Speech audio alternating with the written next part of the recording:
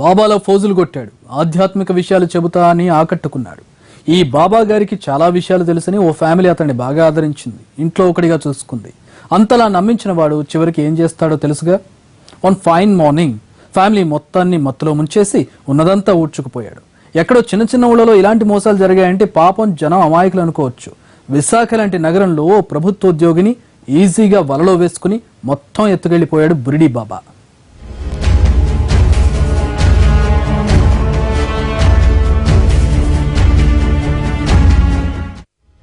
కాషాయం వేస్తారు, నమ్మకంగా ఉంటారు, భగవత్ స్వరూపులమంటూ పరిచయం పెంచుకుంటారు. 4 మంచి మాటలు చెప్పేసరికి సర్వం మీరే స్వామి అని సరెండర్ అయిపోతారు. చివరకు మోసపోతారు. సినిమాల్లో ఇలాంటి దొంగ స్వామీజీల మోసాలు చూసి అయ్యో అనుకుంటారు. నిజ జీవితంలో బాబాల మోసాలు విని షాక్ అవుతుంటారు. సాగర తీరం విశాఖలో ఇలాగే ఓ ఫ్యామిలీని నిలువునా మోసం చేసి పరారయ్యాడో దొంగ స్వామీజీ. అతనే సత్యనారాయణ రాజు. ఆకారానికి తగ్గట్టుగానే వేళ్లకు పెద్ద పెద్ద ఉంగరాలు, మెడలో వడ్డానాన్ని తలపించేలా బంగారు హారాలు, రుద్రాక్ష మాలలు, చూడ్డానికేదో పెద్ద గోల్డ్ షాప్ కి ఓనర్ అన్నంత బిల్డప్. ఈ బిల్డప్ చూసే విశాఖలో ఈ మాయగాడికి ఓ ఫ్యామిలీ అడ్డంగా బుక్ అయిపోయింది. విశాఖ అక్కయ్యపాలెంకి చెందిన విష్ణునారాయణ రెడ్డి విజయనగరం జామిలో ఉన్న ఎస్బీఐలో క్యాషియర్. 3 నెలల క్రితం ఓ స్నేహితుడి ద్వారా సత్యనారాయణ రాజు స్వామీజీగా పరిచయం అయ్యాడు. తనకు చెన్నైలో త్రిశక్తి ఆశ్రమం ఉందని, విశాఖలో కూడా అలాంటి ఆశ్రమం పెట్టాలనుకుంటున్నాడన్నాడు. స్థలం కొనాల్సి ఉందని చెప్పిన ఆ స్వామీజీ విష్ణునారాయణ రెడ్డితో మరింత పరిచయం పెంచుకున్నాడు. తరచూ ఇంటికి రావడం, ఆధ్యాత్మిక విషయాలు, దైవికాంశాలు చెబుతుండటంతో విష్ణునారాయణ రెడ్డి కుటుంబ సభ్యులతో ఈ దొంగ స్వామీజీకి సాన్నిహిత్యం పెరిగిందే. సత్యనారాయణ రాజుతో పాటు విష్ణునారాయణ రెడ్డి అయ్యప్పమాల ధరించారు. ఆ సమయంలో గుళ్ళు, గోపురాలు, పుణ్యక్షేత్రాలకు బాగా తిప్పడంతో నిజంగా స్వామీజీకి చాలా తెలుసునని అతనిపై మరింత నమ్మకం పెంచుకున్నారు. అసలే దొంగ బాబా బాగా స్థిరపడ్డ ఓ ఫ్యామిలీని ఇంతలా నమ్మించాడంటే అతని స్కెచ్ ఏంటో ఈజీగా అర్థం చేసుకోవచ్చు. విష్ణునారాయణ రెడ్డి ఫ్యామిలీని బుట్టలో వేసుకున్న దొంగ స్వామీజీ ఇక తన స్కెచ్ అమలు చేశాడు. విష్ణునారాయణ రెడ్డి కుమార్తెకు పెళ్లి సంబంధాలు చూస్తున్నారని తెలుసుకుని చెన్నైలో డాక్టర్ సంబంధం ఉందని చెప్పాడు. సంబంధం మాట్లాడుకునేందుకు ఈ నెల 17న చెన్నైకి ఫ్లైట్ టికెట్లు కూడా బుక్ చేయించాడు.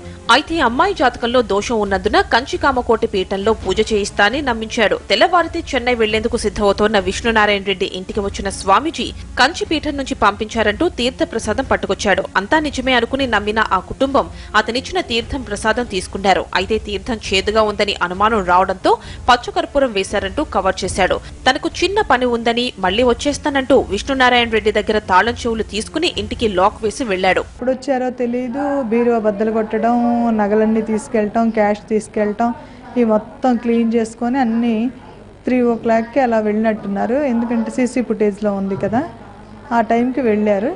ఆ తర్వాత మేము 7:30 వరకు కూడా మాకు మెలకు రాలేదు. మా పిల్లోస్ కింద మేము ఫోన్స్ పెట్టుకున్నాం, అలారం పెట్టుకొని 9:30కి వెళ్ళాలని. తీరా చూస్తే అలారం 2 కూడా స్విచ్డ్ ఆఫ్ చేసి ఫోన్స్ టేబుల్ మీద పెట్టేసి ఉన్నాయి. 7:30కి మేము నిద్ర లేచి బయటకు వద్దామని చూస్తే తలుపు గడ్డలు పెట్టేసి ఉన్నాయి. స్వామీజీ ఇచ్చిన తీర్థం ప్రసాదంపై అనుమానం ఉన్నా అతని మీద వారికి ఉన్న అతి విశ్వాసం దెబ్బ కొట్టేలా చేసిందే. తీర్థ ప్రసాదాలు తీసుకున్న కాసేపటికే అంతా మత్తులోకి జారుకున్నారు. ఎందుకైనా మంచిది తలుపులు గడయ పెట్టుకుని పడుకోండంటూ అందరూ జాగ్రత్తలు చెప్పుకుని మరీ నిద్రపోయారు. అయితే ముందుగానే దొంగ చేతికి తాళం చెవులు చిక్కడంతో తాపీగా ఇంట్లో అడుగుపెట్టాడు దొంగ స్వామీజీ. సత్యనారాయణ రాజు రావడాన్ని విష్ణునారాయణ రెడ్డి గమనించడంతో తాను కూడా నిద్రపోతున్నట్టు నటించాడు. అందరూ పూర్తిగా నిద్రలోకి వెళ్లారని నిర్ధారణకు వచ్చాక తన ప్లాన్ ను పక్కాగా అమలు చేశాడు. విష్ణునారాయణ రెడ్డి జేబులో ఉన్న చిల్లరతో సహా కొట్టేశాడు. విష్ణునారాయణ రెడ్డి భార్య, కుమార్తె నిద్రిస్తున్న గది తలుపు గడియ విరగ్గొట్టి లోపలున్న బీరువా లోకర్లు బదులుగొట్టాడు. సుమారు 70 తులాల బంగారంతో పాటు 2.5 లక్షల నగదు బ్యాగ్ లో వేసుకున్నాడు. ఎవరికీ అనుమానం రాకుండా తాపీగా బయట లాక్ చేసి బుల్లెట్ పై చెక్కేశాడు. చెప్పి ఆ రూమ్లో సూట్ కేసు ఉంటే అది కూడా ఈ రూమ్లో పెట్టి మీరు గడిపెట్టుకుని పడుకుని ఎందుకైనా మంచి నేను పిలిస్తే నేను లేకండి చూద్దాం, ఏమైనా తేడాపాడా ఉంటే I will face the task అని చెప్పి అన్నాను. వాళ్ళు గడిపెట్టి పడుకున్నారు లోపల. నేను ఆ రూమ్లో పడుకున్నాను. నిద్రలో ఆయన వచ్చినట్టు చూసినట్టు గుర్తు నాకు. ఏం స్వామి ఇంకా పడుకోలేదు, పడుకోండి పొద్దున్నే లెగాలి కదా అన్నారు. పడుకుండిపోయాను. ఆయన నా పక్కన పడుకున్నారు. అంతే, మనకి ఇంకేం తెలియదు. పొద్దున్నే మా పాప నా భార్య లేపేందుకు నాకు తెలివి రాలేదు. స్వామీజీ ఇచ్చిన తీర్థం మత్తు వదిలిన తర్వాత కళ్లు తెరిచి చూసుకున్న విష్ణునారాయణ రెడ్డి ఫ్యామిలీకి ఏం జరిగిందో తెలుసుకోగానే నిజంగానే కళ్లు బాయిర్లు కమ్మాయి. చుట్టుపక్కల వారిని పిలవడంతో వారొచ్చి తలుపులు బద్దలు కొట్టారు.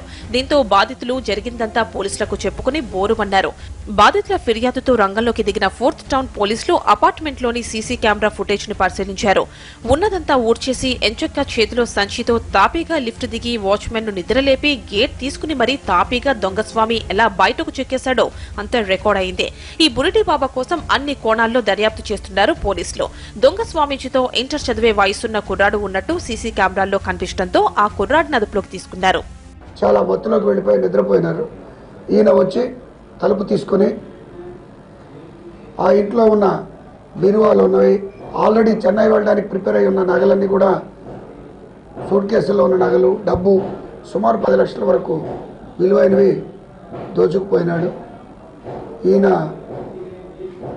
ఒకరిద్దరితో వారికి పరిచయం చేయించడం, సైట్ కొంటానని చెప్పడం, రకరకాల వాళ్ళకి ప్రలోభాలతో మోసం చేయడం అనేది జరిగింది. దాన్ని బాగా వాళ్ళు నమ్మారు.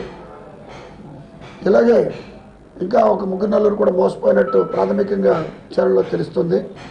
కాబట్టి మళ్ళీ ఎవరు ఈ విధంగా మోసపోవద్దని చెప్పేసి ప్రజలందరికీ మీ ద్వారా విన్నవించుకోవడం జరుగుతుంది.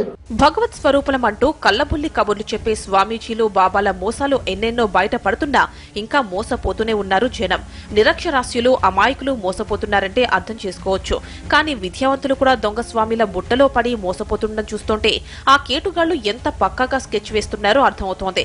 సో చూశారుగా, దొంగ బాబాలతో జాగ్రత్త.